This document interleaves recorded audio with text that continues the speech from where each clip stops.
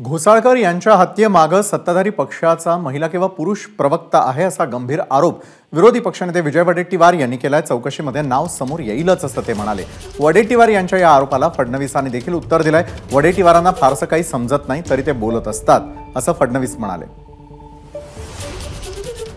ही सर्व चौकशी अत्यंत निपक्ष होणे आवश्यक आहे आणि त्यातून आपल्याला मी म्हणालो तसा सत्ताधारी पक्षातील मोठा महिला किंवा पुरुष हा एक समोर आल्याशिवाय राहणार नाही, त्याचं नाव समोर आल्याशिवाय राहणार नाही।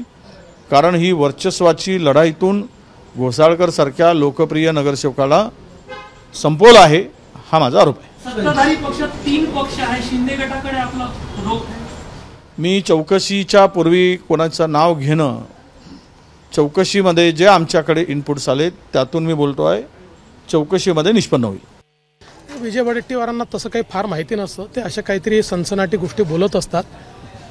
कुठल्याही गोष्टीची चौकशी योग्य प्रकारे होईलच आणि याची पण चौकशी होईल, पण विनाकारण जे अलीकडच्या काळामध्ये गोपीचंद जासूस, जग्गा जासूस तयार झाले आहेत, त्यांनी जरा मला असं वाटतं विचारपूर्वक बोललं पाहिजे। एबीपी माझा, उघडा डोळे बघा नीट।